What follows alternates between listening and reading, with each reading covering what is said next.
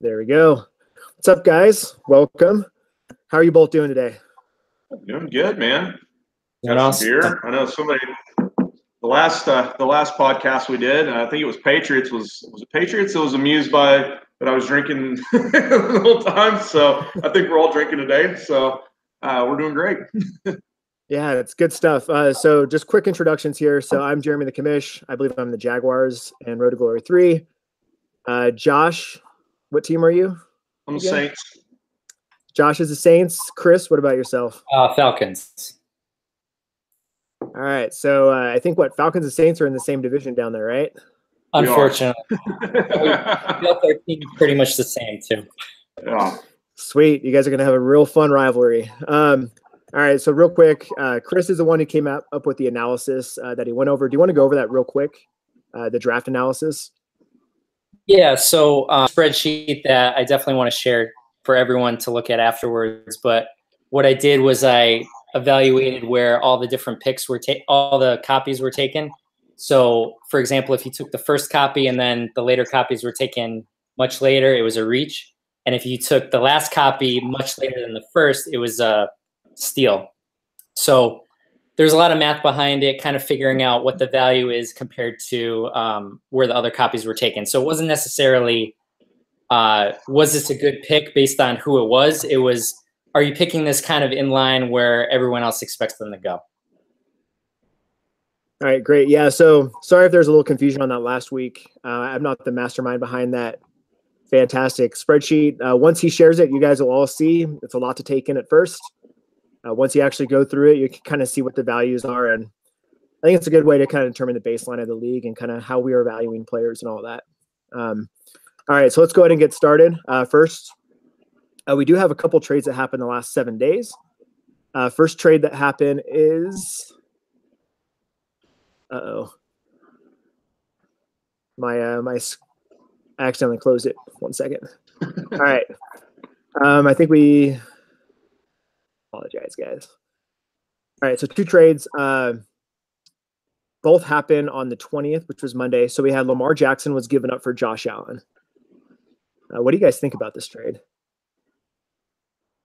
Well, I'll start off. I mean, I think that on the long term, I think probably Lamar Jackson has the bigger upside with the AJ McCarron, kind of in flux right now. I mean, Josh Allen may end up starting week 1, and he hasn't. I mean, the first game he looked, it was not good, but the second game he looked decent. I didn't really get to dive into this week's game just yet, but. In the short term, I think Allen is definitely, because I mean, I don't see Lamar Jackson, unseating Flacco this year. Now, maybe next year, depending on how the season goes. And also Lamar Jackson has not looked good in the preseason. So I think in the short term, if you're needing a short-term quarterback, that may play sooner than later, Josh Allen's probably your guy. But I think on the long term, I think Lamar Jackson has the higher upside. And for me, I would say, looking at the draft when it happened, Lamar Jackson was picked earlier than Josh Allen. And at the time of the draft, I probably would have agreed and done the same thing. But Josh Allen, I think, has looked better in the preseason. And as Josh said, he's probably going to get the opportunity to start earlier. And also, he has a lot more draft capital invested in him. He was picked, I think, was he picked in the top 10 or top 12? Whereas Lamar Jackson was picked at the very end of the first, and there's really no rush to start him. He might not even play this year because Flacco's ahead of him. So, if you want someone to start right, Josh Allen is a better pick. But I definitely think it's either side totally one. I think it's kind of a coin flip, pick which guy you prefer over the other. I don't think it was kind of, you could make arguments on either side. Yeah, I'm just kind of going through it right now. It looks like in the 5th round, Lamar Jackson, all 3 copies went mid-5th. Josh Allen went in the 6th and 8th, I believe, and the 9th. 6th, 8th, and 9th. So there's a bigger range there. Like Lamar Jackson went between, I think, like 5 or 6 picks Allen went between a handful of rounds. So I definitely think you guys. I'm with the Lamar Jackson side. A lot of upside. I don't think Flacco is going to be there after this next season, to be honest. I think they're going to develop Lamar Jackson, unless Flacco falls flat on his face. But Flacco hasn't looked too bad this preseason so far. So yeah, that's what they said. He's had one of the better camps that he's ever had. I don't know. That's very subjective. Like they always say that, but that's been the chatter out of the Ravens camp. Yeah, and I think Flacco plays better when he's under pressure. Now that he knows there's some youth behind him, he's got a fire under his ass to actually pick it up and play some football. So I thought it was a weird pick because, I mean, their playing styles are completely polar opposites. I mean, Flacco is not a guy that's going to tuck the ball and take off running like Lamar Jackson has the ability to do. I mean, you kind of try to always they seem like they try to draft within their system. And I mean, he was, just completely different style quarterback than Joe Flacco. Yeah, I definitely agree on that one. Go ahead. Oh, I just said I agree. Sorry. Didn't mean to cut you off. Oh, no. I was just going to say that offense is going to be really interesting because they have all new wide receivers, all new tight ends. So it's going to be interesting to see what Joe Flacco's chemistry is with Michael Crabtree and John Brown and maybe Willie Snead if he can come back, the new rookies. Yeah, of course. I think it's good for Michael Crabtree because Crabtree is no longer going to be playing Talib 2 games a year. Yeah. So he's not going to get suspended. Did anyone else think it was stupid on Des Bryant's part to just completely reject the Ravens offer, that 3-year deal that they offered him, that it essentially ended up going to Willie Snead? Yeah, I think I'm not a Des fan. I think he's all drama. Personally, I think he kind of lost. I don't think he's the same player that he was. Maybe he just needs a really good quarterback. I don't know, but I don't think he has the Des Bryant touch that he used to, and I think he's just too much trauma for a locker room. So I'd rather take Snead and somebody who's a little bit quieter and not going to demand a bunch of money and all that stuff. Because Des probably offered or wanted a lot more money than Snead did. Yeah, I mean, I was listening to some people talk about Des the other day, and the Des needs to go to a team with a quarterback that can anticipate where he's going to be, not a team where the quarterback has to see him open. Des can get separation, but you're not going to see that separation until the ball's in the air. And so, I mean, you need a veteran quarterback. Romo was great at that. Romo trusted him, would put the ball in the air when, I mean, the DB was glued to Des. Des would get separation and come down with the ball every time. So, I mean, he can really only play with a certain level of quarterback. And I don't know that any of the teams that have needs for that are those type of quarterbacks. I do think the Cowboys really burned him by cutting him so late because so many teams already made their moves, signing the veteran free agents that they wanted. And then obviously they had certain plans taking rookies in the draft. So really nobody needed Des at this point. No, I definitely agree with that. Well, let's hope he gets on with the team. My roommate said he wants him on the Seahawks. I said no. All right. Let's see. Next trade, one more. Bengals gave up DJ Moore, wide receiver Carolina, Oren Burks, linebacker for Green Bay, both 2 rookies for Matt Barkley, Darius Guice, and a round 4 pick. What do you guys think? The Guice injury immediately, I mean, we've already seen they're going, they had to bring in Adrian Peterson. It doesn't look like Pirine or Kelly will be cut off that roster. But next year, Guice is going to be their first and second down guy. I mean, unless he just can't come back from the injury, he's going to be the guy. So, I mean, the value's there if you can sit and wait on it. Oren Burks is a guy for Green Bay that may start this year. I mean, and he may have some serious value. I drafted him late, and I mean, he's sitting on my roster, but I think he's going to be playing next to Blake Martinez. And between those two, Oren Burks is the more athletic linebacker and the guy with the bigger upside. So, I mean, he could end up being one of the inside linebackers for Green Bay moving forward. Yeah, I like it. You can go first, Jeremy. Oh no, I agree with that. I like Burks there. I'm not a huge fan of Blake Martinez personally. Not sure my full reasoning on that, but I think that Burks is going to have some great value, especially with Matthews. I don't think is going to be there past next year or the following year. I don't know what his contract looks like, but Burks could even probably replace Burnett. I think he's about the 220 range. He could be like a bigger, strong safety, that box safety that everybody loves, those hybrid players. But go ahead, Chris. What are your thoughts on this? I was just gonna say, I mean, I'm a little biased because I just traded for Geis, but I do think he's going to be the guy next year for the Redskins.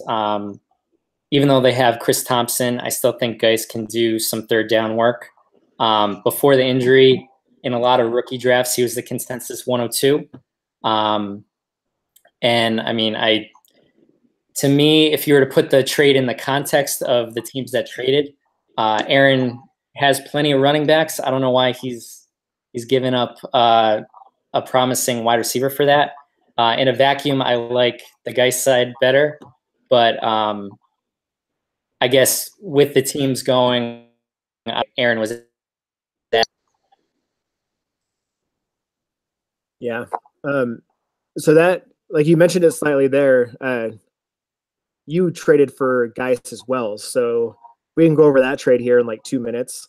Looks like the Broncos gave up Dante Foreman, Geis, and Pirine, and then you gave up Adrian Peterson. Round 1, 2, 4, 5, 7, 8, bunch of picks. Yeah. Talk us through your trade here. Okay, so I was looking at my running backs, and I saw that they should be okay for 2018, but I look forward because Lamar Miller and Mark Ingram are going to be okay this year. I don't know what it's going to be 1 year, 2 year down the line. I was asking people.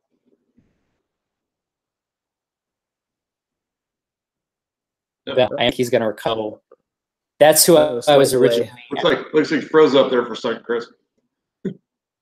I was just saying that I was looking at backs and I wasn't feeling great about that. I thought this was an opportunity to get Geis, even though I'm not using them this year. And I was interested in Foreman for I actually wanted Lamar Miller with Foreman. So those were two guys that I was kind of going for. And I know it's giving up a lot of value with the draft picks, but I was thinking that ultimately it's our lottery picks, and I know who I'm getting trading now. Pirine was actually a throw-in, which I was happy to get. Obviously, now that backfield's a total. Adrian Peterson looked good to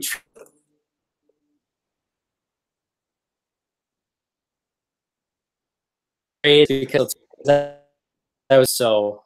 I was thinking, should I cut him or should I cut Darkwa or DeMarco Murray? And that's on me.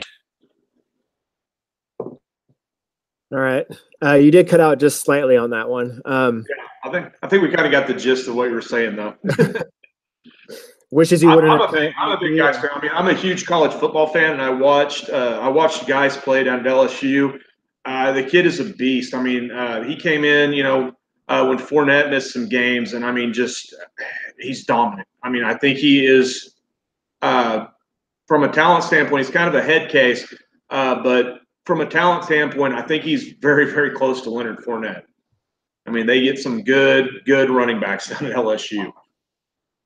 Yeah, I like him too. What sucks is I'm actually in a 96-team league where I drafted him as a Devy player last year, and I was super excited because I didn't have any running backs. My running backs are like James White and Alex Collins. And then I drafted Geis. I'm like, yes, this is going to be a piece I need for my team. And then he goes out with an injury.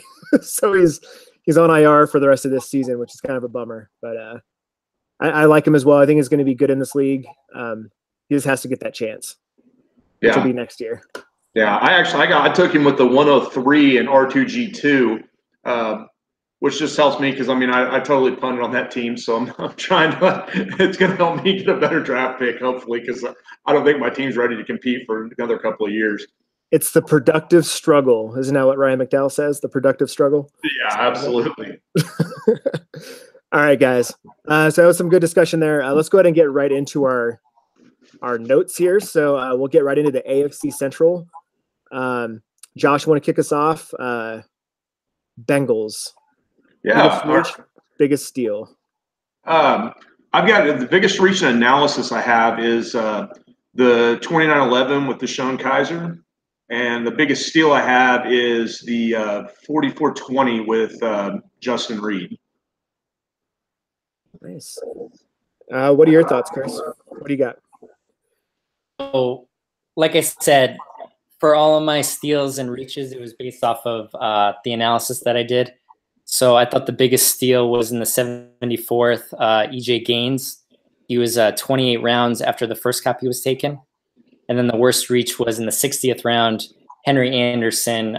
He could have been after the draft. Okay, so I did something a little bit different than you guys. I tried staying within the first 40 rounds for the biggest reach and biggest steal.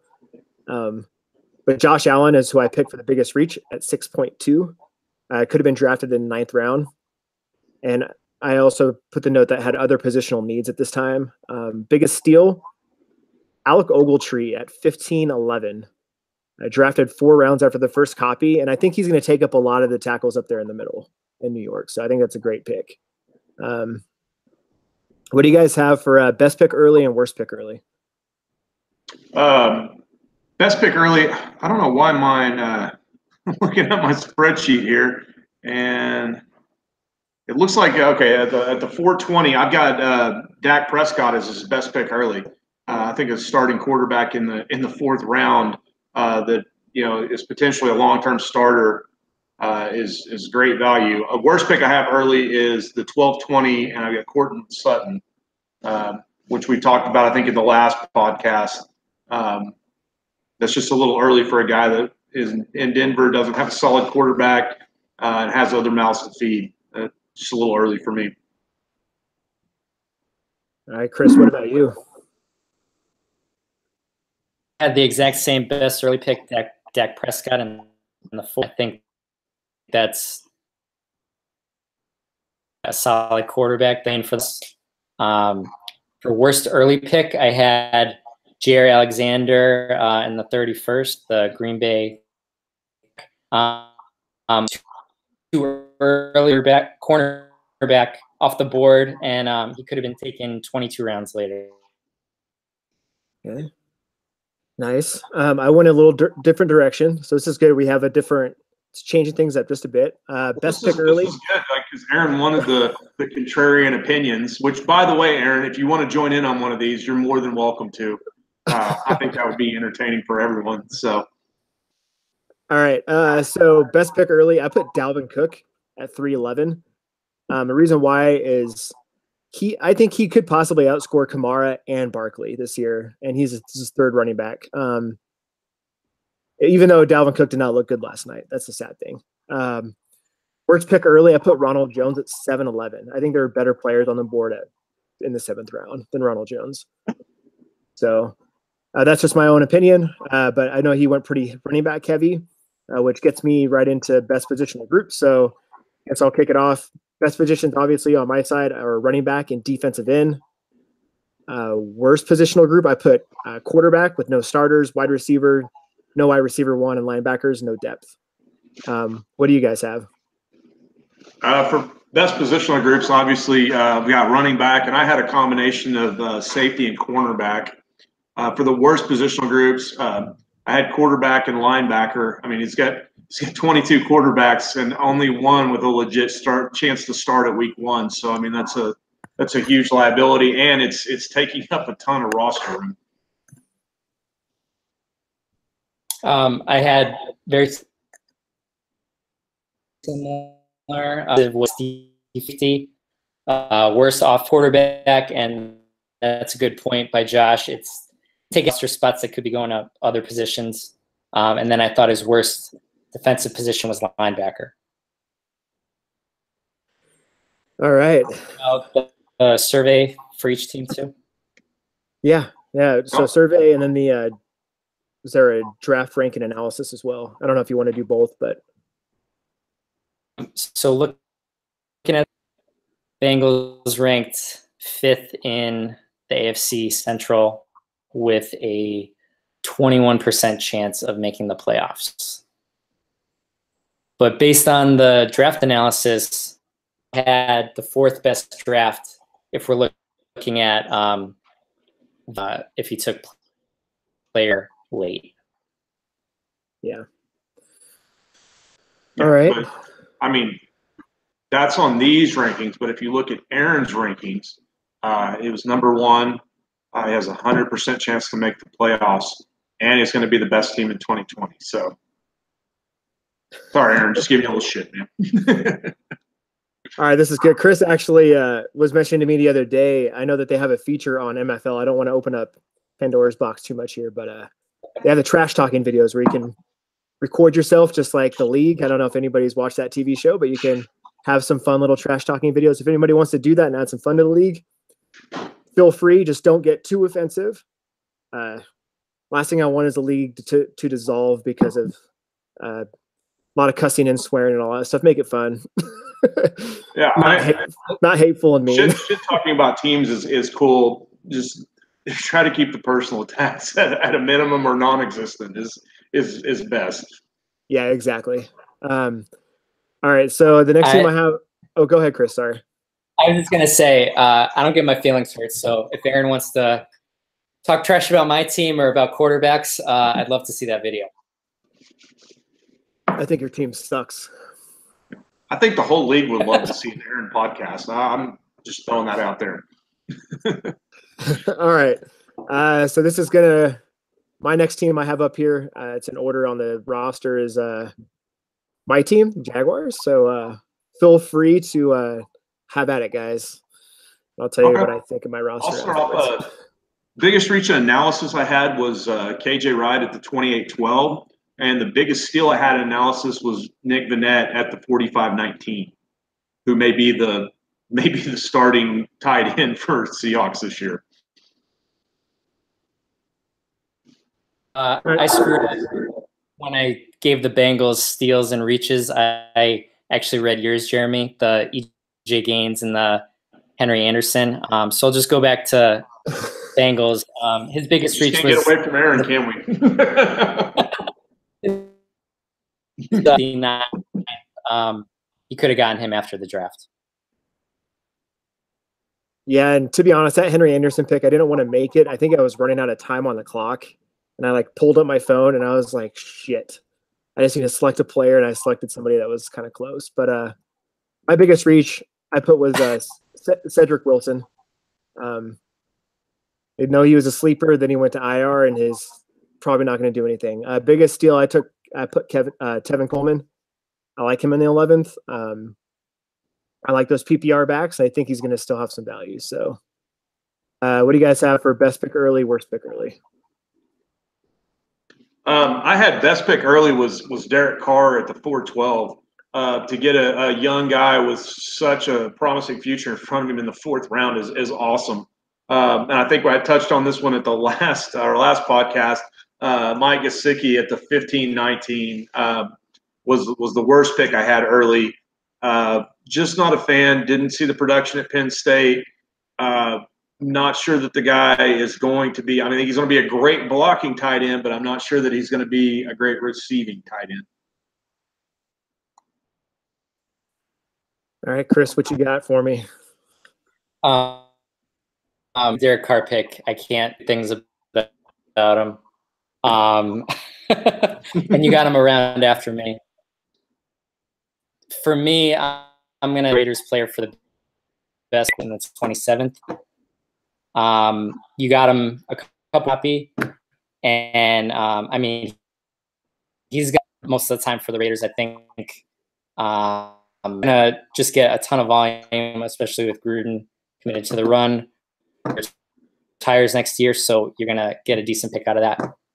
Because I think here, worst pick early, I think and I think he's going to do well this year. I thought Larry Fitzgerald in the 13th. It's really nitpicky because I didn't think you had really, but this was your taken, and you only had one running back on the roster, so it was kind of a luxury pick. But I mean, if he's going to get a decent pick next year. Okay, so you said Lynch for best pick early, then Fitzgerald for worst pick. Yeah. Okay. No, I mean, I had a different mindset when I picked those players. I had a long-term idea between, next year if they retire and get some picks and get some more value out of them. My best pick early, I actually put Hunter Henry. I like him in the 12th. I know he was on IR, so I think he dropped quite a bit. Worst pick, I put Tremaine Edmonds. I don't like taking rookies that early. I picked him in the 10th. I think I could have picked him up later on, but I still think he's going to. I watched him play. I watched him play against the Browns, and the kid looks like he's going to be a beast, though. So yeah, he's going to ball. It's not bad of a pick. I'm pretty excited. Like when I watched him in the preseason, and he's like covering the field so fast, kind of like an old school Bobby Wagner. I'm like, sweet, this is awesome. I love Hunter Henry. I mean, we're talking about a guy that played at Arkansas and had 0 drop balls his entire career at Arkansas. I mean, talk about sure hands. I hated the injury, and I own him in a bunch of leagues. So I mean, it was hard to see him go down. Yeah, and what sucks is he's probably not going to go to IR until like after our roster cuts. So like we're going to have to wait to put him there. The latest I heard is he may play later in the season, just depending on how quick he can come back from the injury. But they're not writing him off for the whole year just yet. Yeah, I was gonna say too, and I was only 4 picks later. I was hoping that he'd last a couple more rounds, and I saw you taking him. I'm like, oh shit. Yeah.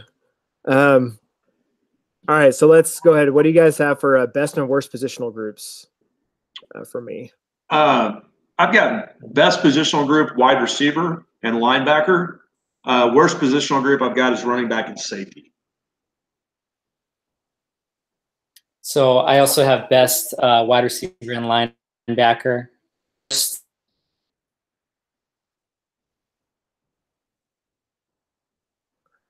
Uh-oh. I think we lost you there for a second. Is running back and tight end for this? Running back and tight end mostly just for this. Worst defense is cornerback. All right, let's rewind a little bit. And let's hit that one more time. You kind of cut out there.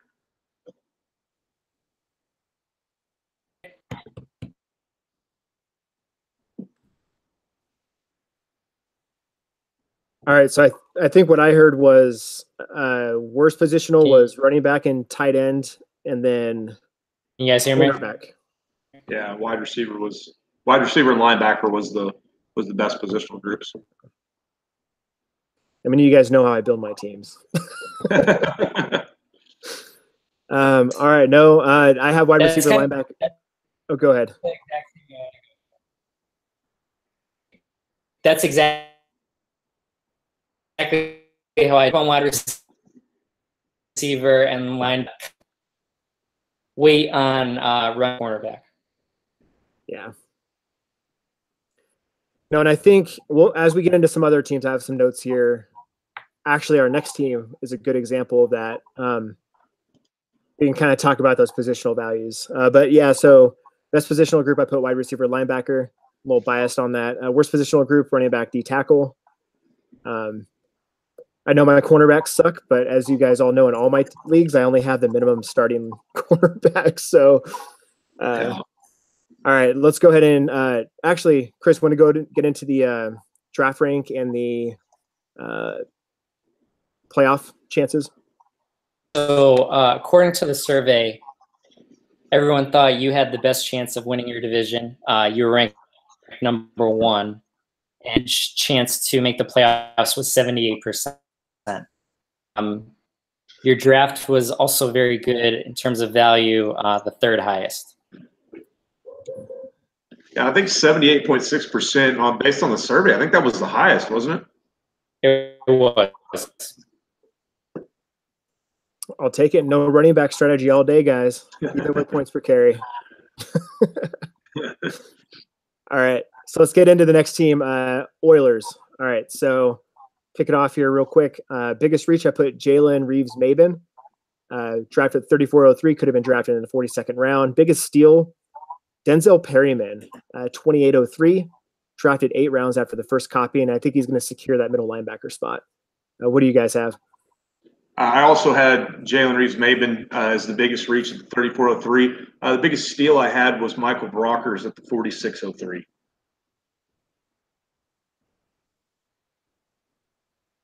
All right, Chris, what you got? So I reached with at been taken 25 rounds later. It was Bryce Petrie.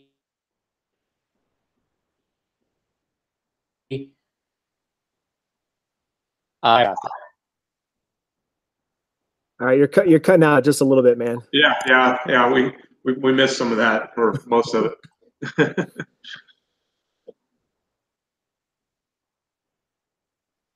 Or we just had too much to drink. Yeah, that may be it too. My Wi-Fi in New Hampshire is not that great. I'm sorry. All right, so your reach and your steal, what were they real quick?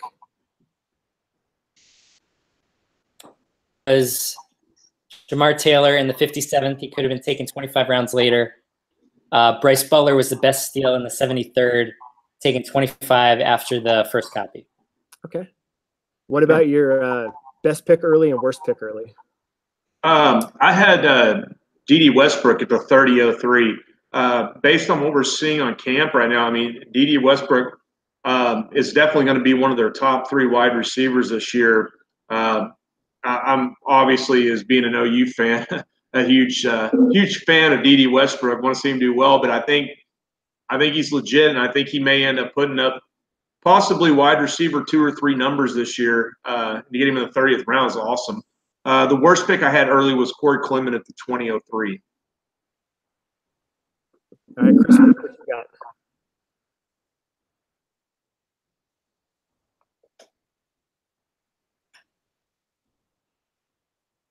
All right, I'll go real quick. Real quick, we all know that offense is going to feed through Moncrief. I'm just going to throw that out there. The Moncrief train still going hard for 4 years. Anyways, best picker, I put Christian McCaffrey, 3.28. Dory Jackson at 1803 was my worst pick. I'm just not a fan at taking cornerbacks that early, and I don't think last year he got a lot of targets. I don't think he's going to get that this year. What do you got, Chris? So Kenny Stills at 25, the number 1 in Miami. He was taken 9 rounds after the first copy. And I think there's going to be a lot of targets there with Landry gone. And I'm not so sure Parker, Amendola, and Wilson is going to fill that void. And I agree with you on the worst early pick was Dory Jackson at the 18th, because I think quarterbacks taken in the 40th round are not going to score a whole lot less, maybe 40 points less.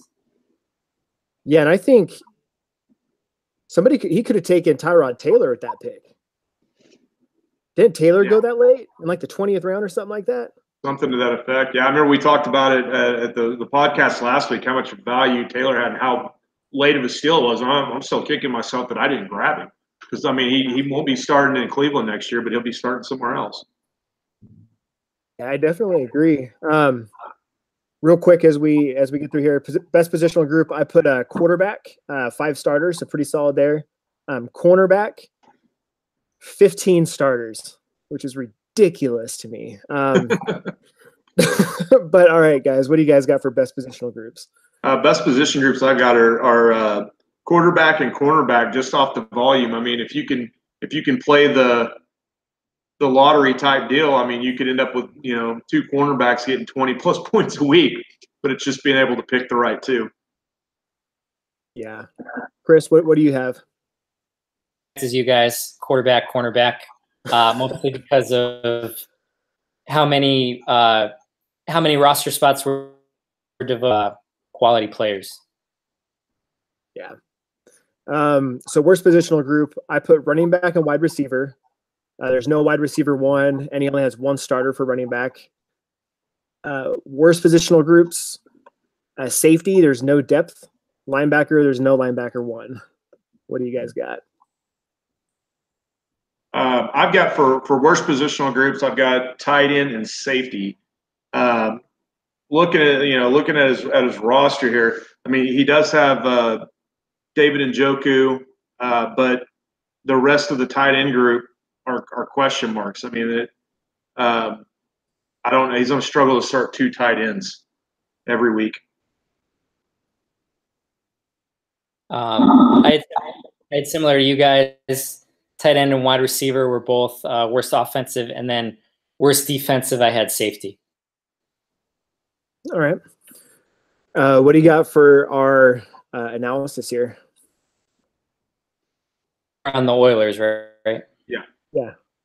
So based on the survey, he was going to finish second in the AFC Central with a 57% chance of making the playoffs. And he had a pretty solid value draft at number 9. Based on value, this division. Okay. All right. Well, hey guys, I'm gonna grab something to drink real quick. Grab a little bite to. Yeah, I would. Great minds think alike, Jeremy. I was just, to be honest, go take a piss. So, right, pause there for just a second. No worries. Me and Chris will go through the next division here. All right. So next one up, we have Steelers. What do you have for biggest reach and biggest steal? So I have for the worst reach, Terrence West at 57. The last copy was 23 rounds later. And then the best steal was Garrett Selleck at 79. This was 28 rounds after the first copy. Damn. All right. My biggest reach was Ashawn Robinson. I put 20. He was drafted in the 20th round. Could have been had in the 29th. I'm not a big fan of him. Biggest steal, CJ Mosley at 8.22. First copy was taken in the 5th round. So for an LB1, I think that's great value. Best pick early and worst pick early. I put Joey Bosa at 6.22. Rashad Penny for the worst at 7.09. What do you have?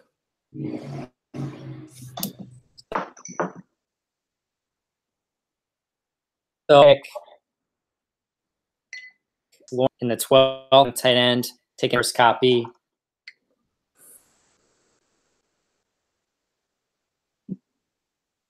This was his third need for it, and I generally don't take safeties. So 3 safeties in the first 15 is a lot for me. He could have also been taken 2 rounds later. Okay.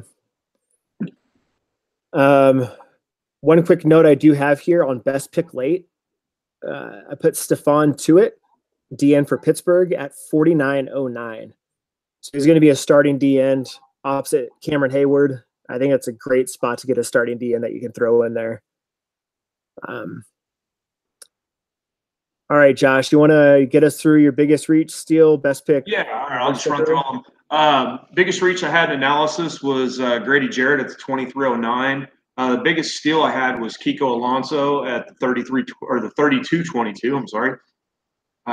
Best pick I had early was CJ Mosley at the 8.22. I mean, still a very young linebacker. Got a lot of good years in front of him. And as a linebacker 1 already, great grab in the 8th round. The worst pick I had early was Des Bryant at the 24.22. We don't know where he's going to go if he ends up anywhere. I thought kind of the Browns was maybe his last shot. I don't know that anybody's going to give him that 1 year prove it deal that he's looking for. Yeah, no, I definitely agree on that. Real quick, best and worst positional groups. So best, I put a quarterback. He has 4 starters. DN, he has 4 starters. Worst, wide receiver and tight end. No depth at wide receiver. No wide receiver 1. No starters at tight end. Linebacker, a couple good starters. No depth. What do you guys have? I had for best positional groups, I had quarterback, and while he doesn't have star power at linebacker, he does have pretty good depth. So I kind of put a combination between linebacker and DN on the best positional groups. Worst positional groups was kind of a combination between running back and tight end. Worst positional group, I mean, the defense is, from a depth perspective, is solid across the board. I don't know that there's any glaring weakness. They're all pretty much levels all the way across. So I didn't really have a worst positional group for defense. I had best positions were quarterback, and then for defense, a combination of defensive end and safety. And then for worst offensive, I thought running back, wide receiver, tight end were a little bit low, all 3 of those. And then similar to Josh, no defensive position really stood out as a weakness. All right. I love a good defense. I love a good defense, especially in this league. I think it really gets underplayed. But you see it week in, week out when you see the weekly scoring. I mean, defenses can carry you in this scoring format, and I think sometimes people tend to undervalue that. How do you think I won Road to Glory 2 last year? I had 5 starting linebackers. Yeah. I was talking to somebody about this. The amount of points that defense scores on like big plays for a sack, not only are you getting points for a sack, you're also getting a tackle for a loss, and a quarterback hit. So depending on what position that is, I was looking at it like a defensive tackle that gets a sack is getting like 12 or 13 points just on that one play. A big game could score you 30 points easy with a D tackle. And I mean, that's a position that, people kind of like write off. But I mean, when they have big games, they have big games. That's why I was really excited when I took I know Fletcher Cox had a down year last season, but like I think I picked him up in like the 30th round or something like that. 26th round, which I love that pick, because if Fletcher Cox goes back to what he was a year prior, he was a top scoring D tackle. He was up there with JJ Watt, which I think it's great value. And again, like you get the tackle for a loss, that tackle, that sack, all that stuff in one. There's a fumble there. Now you're adding another 4 points to the score. So yeah, I too am a proud Fletcher Cox owner. So yeah. All right, guys, I'm gonna let you take care of the last team, which is going to be, looks like the Ravens. Then I'll be back here shortly. It is the Ravens. Okay. So first, just getting the Steelers survey results. Okay, yeah, let's go through that first one, Chris, or why Jeremy's out. No problem. So for the Steelers, they were ranked as the 3rd best in the division with a 50% chance of making the playoffs. And then again, and they were ranked the 6th best based off of value. Yeah. This is going to be an interesting division. I think Jeremy's probably the front runner in it, but I think there's going to be some teams that will fight for a wild card spot in this division. Yeah, I think Oilers have one of the best quarterback positions, and I know me and you really in favor of those. It's going to be tough at the top. I agree. Okay, we'll go ahead and get into the Ravens here. I'll start it off. I had the biggest reach and analysis was Bilal Powell at the 16-13. The biggest steal I had was Chandler Jones at the 19-18. All right, so I had worst reach was 42nd. The last copy was later.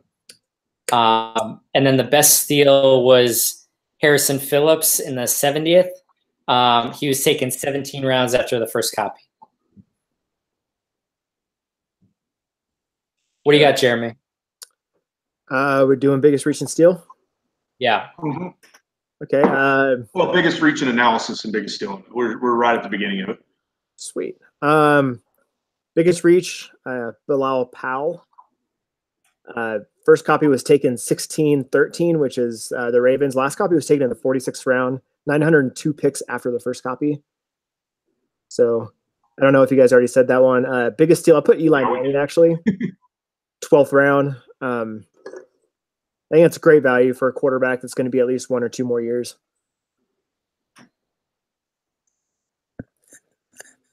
All right, that'll get us into best pick early, worst pick early. I'll go ahead and head that off. Best pick early I had was Eli Manning at the 12-13. While I'm not a huge Eli Manning fan, to get a guy that's probably going to start for at least another year or two as a starting quarterback in the 12th round, I think is value. The worst pick I had early was Rashad Penny at the 6-13.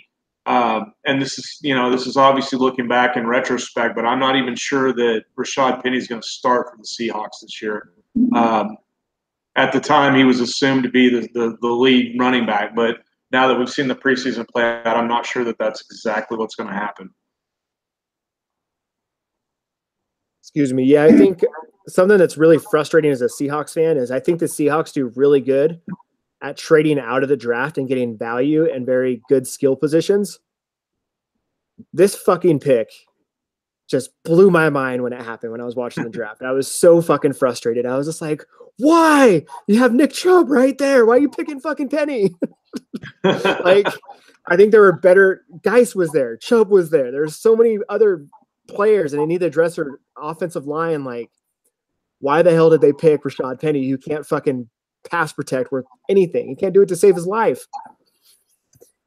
Yeah, he's a small school guy that put up big numbers, but I think put up big numbers running against subpar competition. Not like Chubb or Geis, either one, that played against the big boys week in, week out, and still put up those numbers. I agree 100% with Josh. Looking at running backs coming out of that college, obviously you had Marshall Faulk, but you had Donnell Pumphrey last year, who broke the record for most career yards. And what is he now? He's like 4th on the depth chart in Philadelphia. Yeah, that was going to be my next point. San Diego State, I get they have this like long line of running backs that go into the NFL and have this speed and all this great stuff, but they never do anything. So, like, and I get Rashad Penny kind of has, I think Pumphrey and Penny are 2 different players.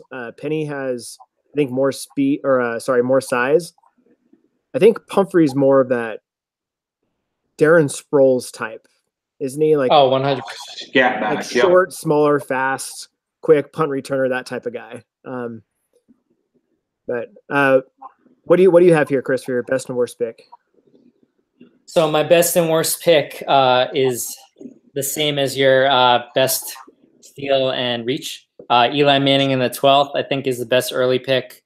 Got him 4 rounds after the first copy. He should start for the next 2 years, at the very least the next 1 year. Has a ton of weapons now with Beckham back and having Barkley now. Worst pick early is Bilal Powell in the 16th.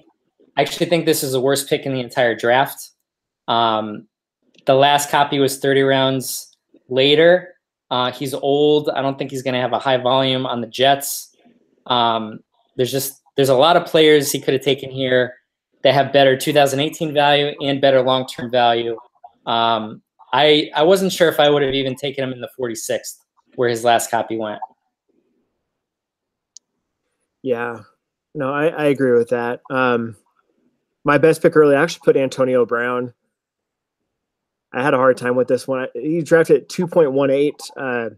Great value considering I think Brown's going to have a better year than Beckham, and Beckham was taken at 102.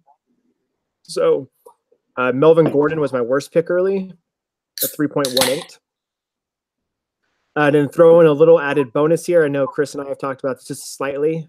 Best pick late, I put Chris Warren at 61.18. I think that's a great pick. Any of you, if you don't know who he is, don't look him up. Don't worry about it. Trade All right. secrets. And I don't want to say too much about him because I want to try to trade for him. Yeah. All right. So best positional group, I put running back and DN. Worst, tight end and linebacker. What do you guys have? I had best positional groups for quarterback and D end. Worst positional groups I had were tight end and safety. So I had best position wide receiver and then a combination of linebacker, defensive end. I had worst position tight end, and then nothing really stood out to me as worst defensive. Damn, man, we're all over the board today. This is crazy. Yeah, Aaron's gonna love this. Contrarian opinions.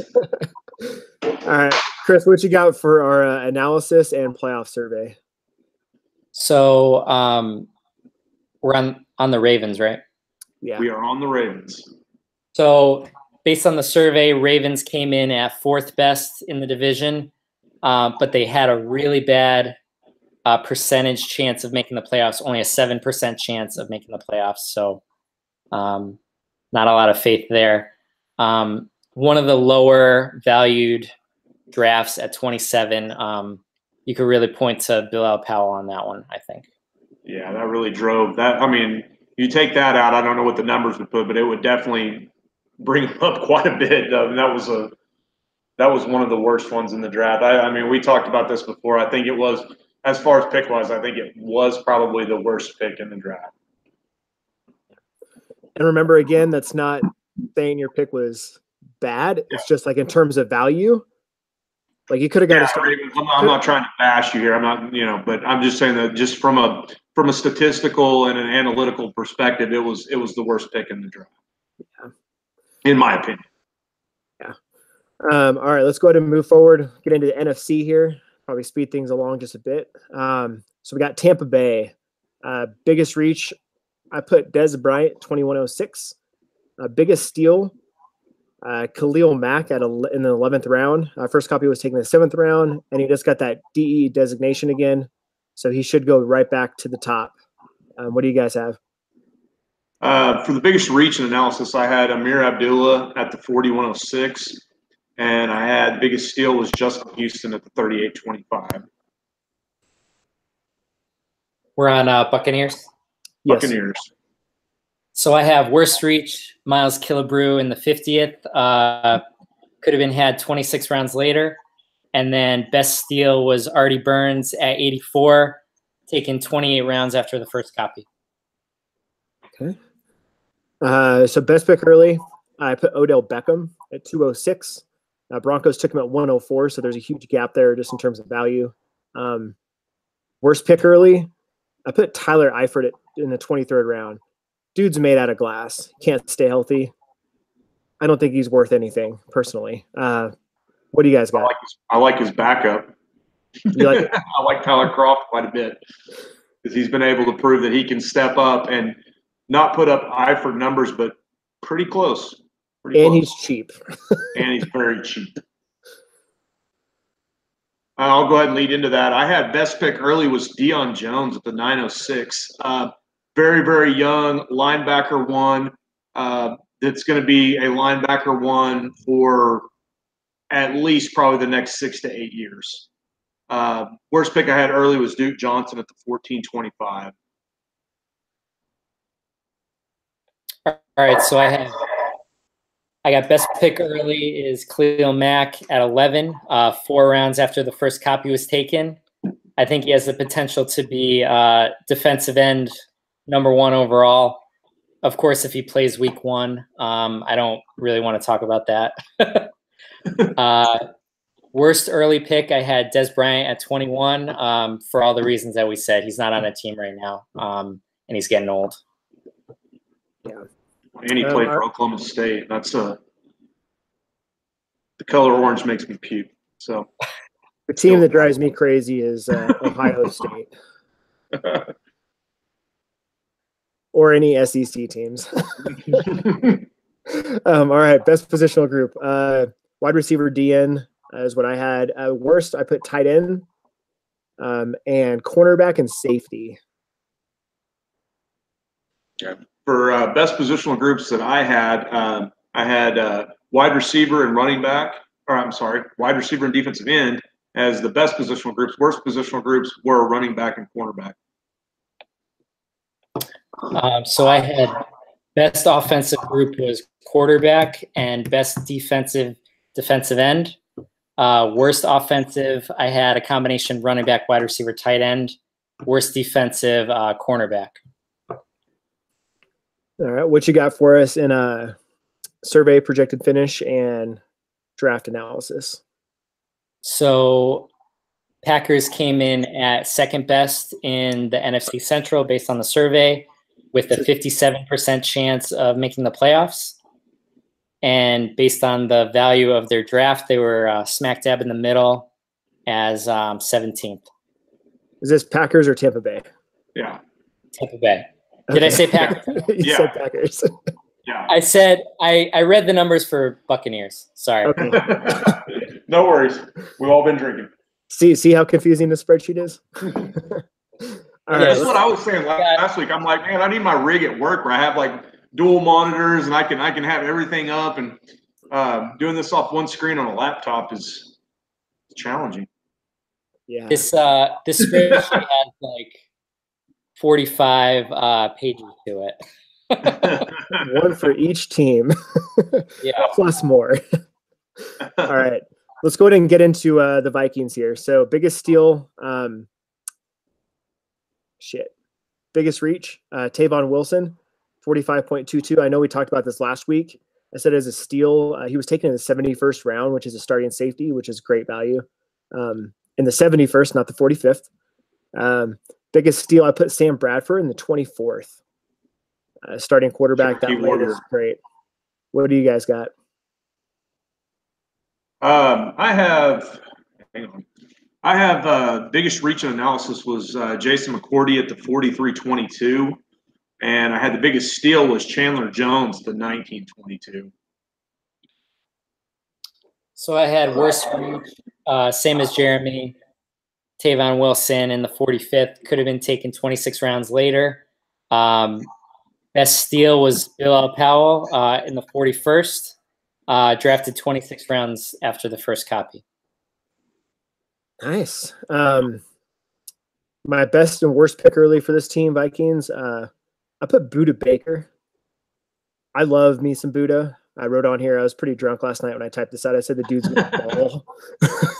So I think he's going to man that spot. He's going to be Tyrann Mathieu 2.0, maybe even be a little bit more productive because he stays a little bit more healthier and he's got his head screwed on straight. I don't know anymore. Anyways, Budda Baker, best pick early, 17.22. Worst pick early, Sam Darnold, 6.09. What do you guys got? I had best pick early. Also one of three OU players in the last 15 years to win the Heisman Trophy, Sam Bradford at the 24.09. Worst pick early I had was Jamal Williams at the 16.09. So I had best pick early was Chandler Jones in the 19th. Potential top 10 defensive end, taken this late, 6 rounds after the first copy. And then I had worst pick early was Malcolm Smith in the 39th. I'm not sure he's even going to start, and he could have been had 10 rounds later. All right. Best positional group, worst positional group. For best, I put running back is mediocre. Had a hard time with that one. DN and safety as a blend. Worst positional group, I put wide receiver, not a lot of depth, and linebacker. What do you guys I had for best positional groups, I had running back and safety. Worst positional groups I had was the same as you, Jeremy, wide receiver and linebacker. All right. So I actually had best offensive positions, offensive and defensive, wide receiver and defensive end. Must have been because of the starters. You guys mentioned the depth. Worst positions, quarterback and linebacker. Okay. Let's move right into that the playoff analysis and the draft analysis. What you got for that? So based on the survey, Vikings come in at 5th in the division with a 21% chance of making the playoffs. And then from a value standpoint, the draft ranked 23rd. Okay. Awesome. Thank you for that. We'll get right into the Bears here. So biggest reach, I put Ziggy Ansah, 25-10. I said biggest reach based on analysis. Great value as long as you play him when he scores. We know he's a boom bust player, so making sure you actually start him when you need to. Biggest steal, I had a hard time with this one. I put Rashad Jones. Dude's going to be a top 3 safety, and he was taken 5 rounds after the first copy. And I think like Keanu Neal, Landon Collins. Maybe I should. I think Josh probably drafted Landon Collins. Yeah, I got Landon Collins and Keanu Neal. I'm stacked at safety. Yeah, so like I think Jones was taken way after him, way after both those guys, and I think he's going to put up the same numbers. So I think there's great value there. And if he retires, which I think I heard that next year his contract's going to be like $15 or $17 million or something like that. Something stupid.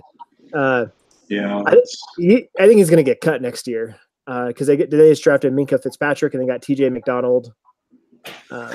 They have players. GM doesn't have his head up his ass. That's definitely the easy call to make on that one. Yeah. What do you guys got for biggest reach and biggest steal? I've got biggest reach and analysis, and I'm going to struggle to pronounce this. The 52-21, Obi Melifonwu. You got it. I've never heard of the guy. Obi Melifonwu. He was a first-round pick for the Raiders last year, wasn't he? Second-round pick, yeah. The second round, yeah. Yeah. Biggest steal and analysis I had was Deshaun Hamilton at the 22-21. So I got worst reach is Akeem Spence at 56. He could have been had after the draft. And then best steal was Mason Foster at 57, taken 17 rounds after the first copy. And he's probably going to get 70% of the snaps too at linebacker. That's a good pick in the 57th. Best pick early, I have Mark Ingram, 13th round.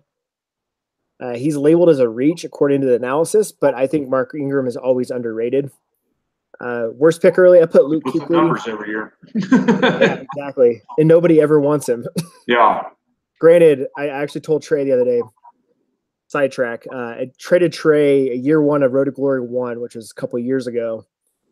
Him and I were going back and forth on this trade. I had Ingram, and I think I traded Ingram and a 4th, and I got back Charles Sims, Shane Vereen in a 2nd.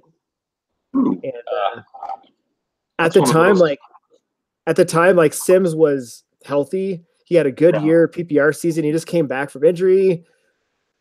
And Ingram was out, Doug Martin was out, and then now I'm looking back on it, I'm like, fuck. Yeah. Sometimes time and hindsight can be a cruel bitch.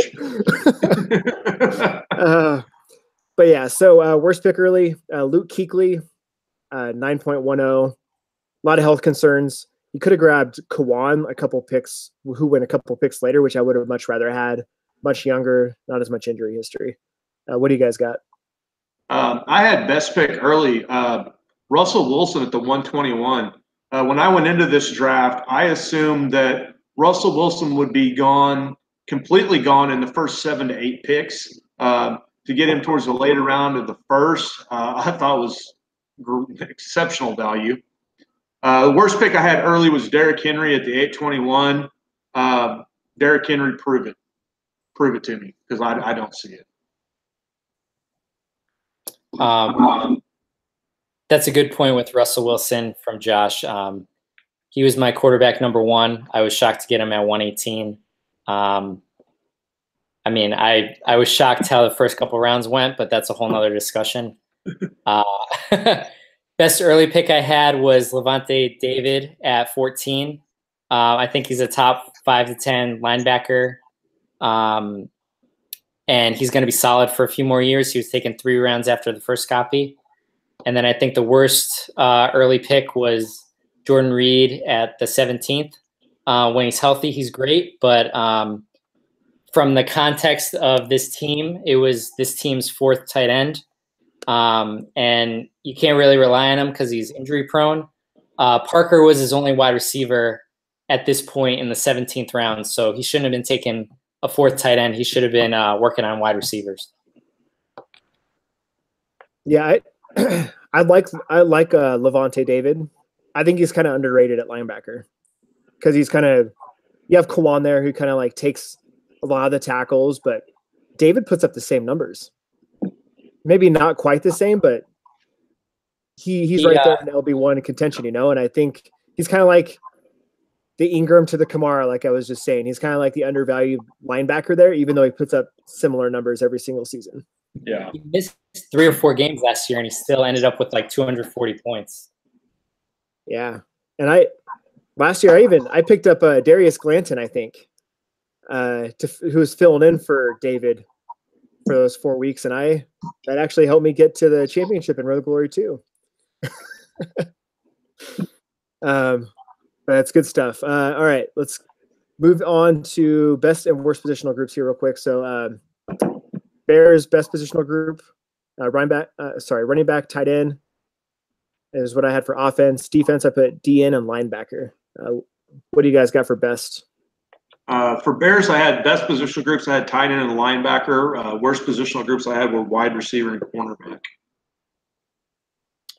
I had best positions, tight end and running back, and then for defense, safety. Worst offensive, wide receiver. Worst defensive, cornerback. All right, yeah, I'm aligned with you guys on worst positional groups, wide receiver, cornerback as well. What do you have for draft rank and survey for playoffs? Let's see.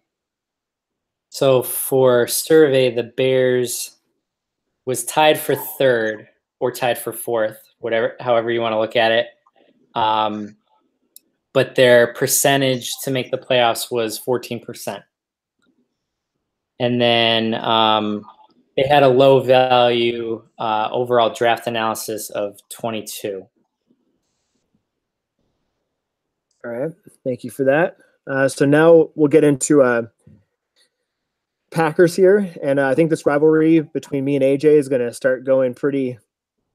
This is a rivalry. Once you guys hear the playoff analysis, I think Packers is number 2 projected. Is that what you have on there? Yeah, that's what I'm seeing. Yep. Yeah. So AJ, I'll just say, guys, he messaged me and he's just like, "So what do you think about sending a first?" And I was just like, "No, thanks." I was like, "I need a running back." So, but he was really trying to swing the bargaining at first for our rivalry game, and for some reason, like him and I are number 1 and number 2 for playoffs, so it should be a really tough match. He's super deep on receiver. It's ridiculous. But let's just go ahead and get started. So biggest reach and biggest steal. Biggest reach, I put Desmond King. Better value at the position for 23rd round. Biggest steal, I put Justin Houston, 627 picks after the first copy was taken, and 41st. What do you guys have? I had biggest reach and analysis was Trey Waynes, 36-19. I had biggest steal in the analysis was Jordy Nelson, 30-19. I had the same reach. Trey Waynes in the 36th, could have been taken 16 rounds later. Best steal was Jair Alexander in the 53rd, 21 rounds after the first pick. Nice. Best pick early, worst pick early. I chose Drew Brees at 5'12". First copy was taken at 2.29. So fucking awesome value there for Drew Brees. Worst pick, I put Le'Veon Bell. I know we talked about this last week. There's no guarantee that Bell's even going to play next year. If he gets franchise tagged again, what is he, 26, 27? Yeah. He's been given a shit ton of carries. He's touched the ball a lot. I just don't see him playing past a couple more years. He's not going to play till he's 30, I don't think. If he does, it's great. But we just don't know where he's going to be next year. So in the first round, I think there's just better value there. Could have had Russell Wilson at pick. Yeah. And I lead right into this. I had the exact same picks, Brees and Bell. Brees at the 5'12", great pick. Le'Veon Bell, a year ago, 2 years ago, yeah, he was a first-round guy. Not anymore. I had the same best early pick, Drew Brees in the 5th. And then worst early pick, I had Desmond King at 23. In general, I think this is early for a cornerback. And it really felt like this pick was based more on how many points he scored last year rather than play on the field. I don't think he's going to repeat the same amount of points. And he wasn't in line to start until Verrett went on injured reserve. Yeah. Let's see. Best positional group, I put tight end. Wide receiver is very, very strong. He has like 40 wide receivers, I think. It's something ridiculous. Like it takes a whole page to scroll down. DN is also pretty good. Just needs to add a little bit of depth. Worst positional group, I put quarterback, only 3 starters. 2 of them are old. Linebacker needs depth, and cornerback. What do you guys got?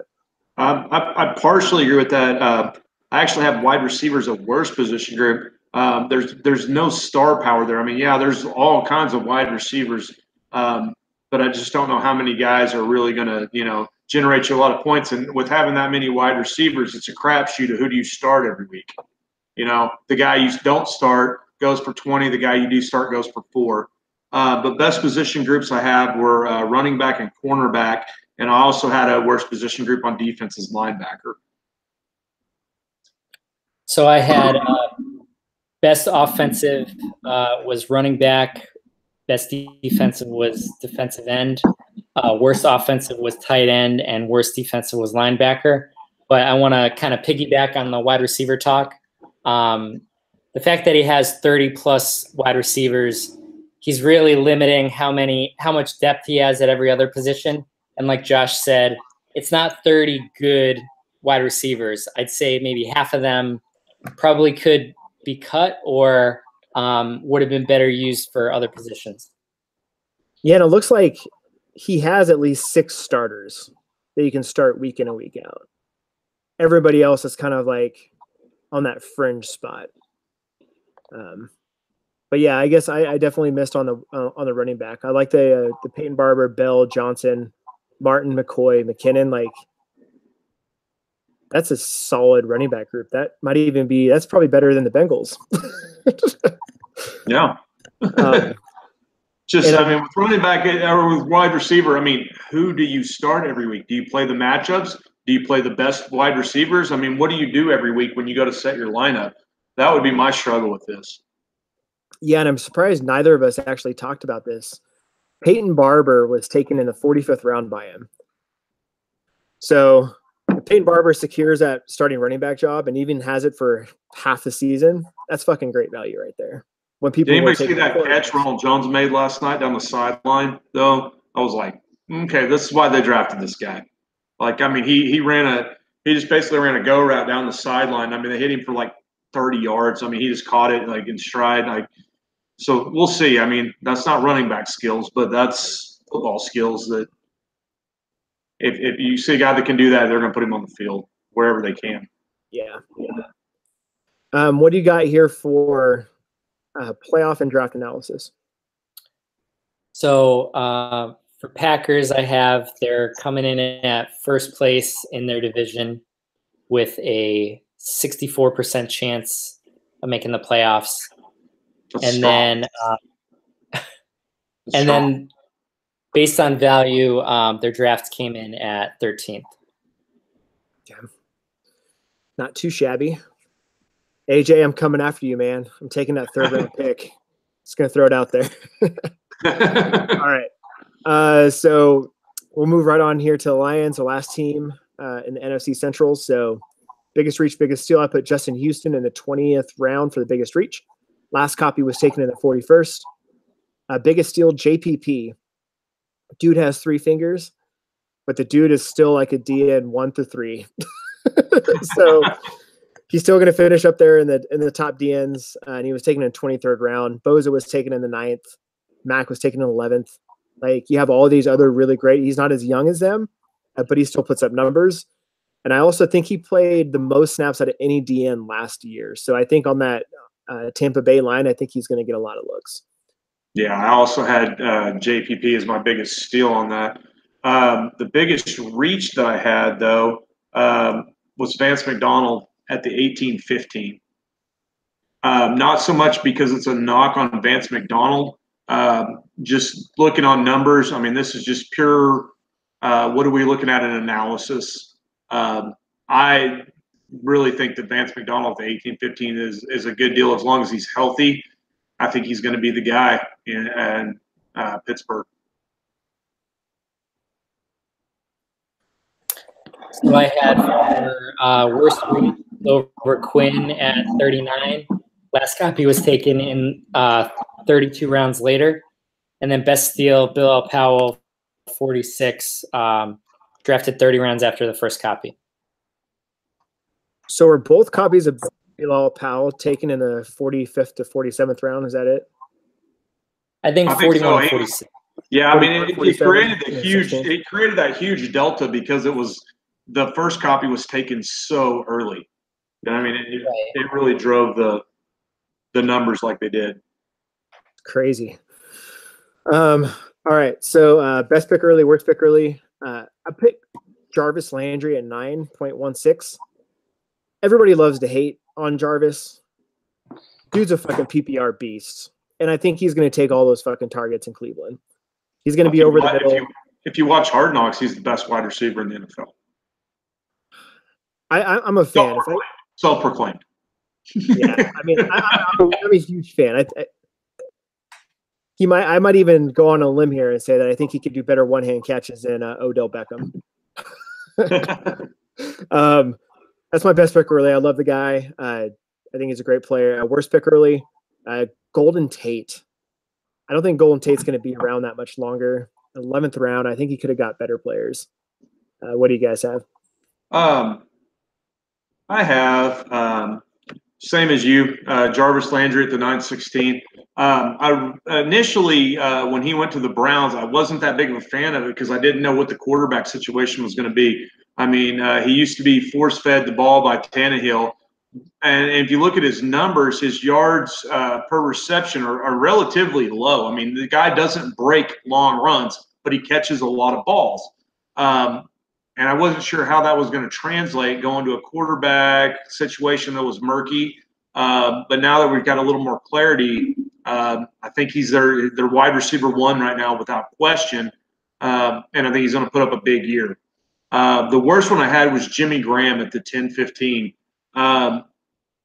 Jimmy Graham, since he left the Saints, has not been the Jimmy Graham that we knew playing at the Saints.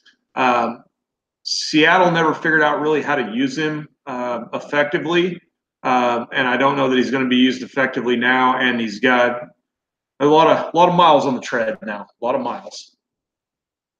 I mean, something with Jimmy Graham too that I think I like to think about is remember the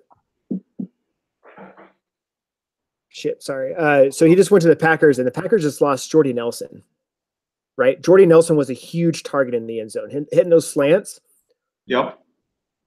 I mean, I don't think there's any with Rodgers. I think Graham could seriously go between that 10 and 12 to 13 touchdown range, 600 yards. Possible, yeah. Which is going to be up in the top 5 tight end, unless for some reason he gets like 15, 20 touchdowns and it just goes.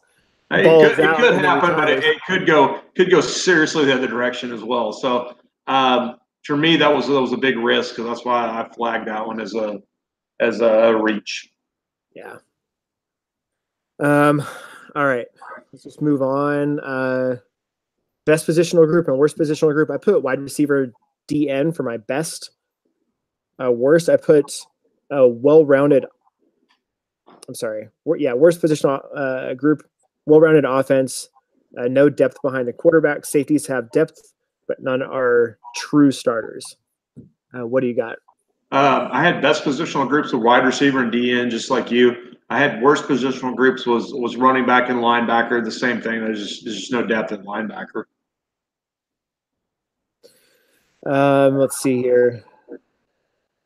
All right, Chris, you want to run us through your best pick early, worst pick early? So I think you guys agreed with the best pick early was Jarvis Landry at 9, right? Yes. So I have him there too. Worst pick early was Justin Houston at the 20th. Could have been taken 21 rounds later. He's old. He's really boomer bust because he's a 3-4 outside linebacker, so he really needs to have a sack to have a good week. And then you did position groups too? Yes. So I had best positions, wide receiver and defensive end, worst positions, tight end and linebacker. Okay, cool. What you got for draft rank and playoff chances? So I have them tied for 3rd in the division with a playoff chance of 28%. And then based off of value, they're actually the highest in this division at 12th. Okay, cool. Thank you for that. All right, guys, you guys have any final notes or comments on AFC, NFC Central? Looks like that. I think that does it for the 10 teams. Yeah, I mean, I do like both of these divisions are very well evenly matched. I don't know that we have anybody that other than you, Jeremy, in the Central Division that's really going to dominate. I think really if we look at the Bucks, the Vikings, the Bears, the Packers, the Lions. I mean, I think the Packers has the front runner, but I mean, it's still going to be a fight. I don't know. I mean, it's going to be interesting. I'm looking forward to seeing this. Other than that, I mean, we'll see how it goes. I mean, it's going to be interesting. And this is all just speculation on our parts to begin with. But it's going to be fun. It's going to be a fun year. One thing I do want to mention, you guys are going to see when we release the draft analysis spreadsheet. I had every single team kind of ranked there, and then I did how was the first half of the draft ranked and how was the last half of the draft ranked. Vikings actually had one of the best first half of the drafts. It's a shame that they went auto pick from like the 64th round on, because I think they could have had one of the best value drafts. It just at the end, it was all alphabetical players. Yeah, I think as we get into these later, conferences and divisions, I think the Central and the West, I think the West for sure is pretty, I had a hard time analyzing I think the NFC West, it was pretty even across the board. It was a pretty tough division. So should be pretty exciting to see, what happens, going into week 1, week 3, we start to see who wins the playoffs, all that stuff. Get those trash talking videos out there, all that fun stuff. But yeah, that's all we have here for the AFC and NFC Central. Any last words before I close out? I don't have anything else.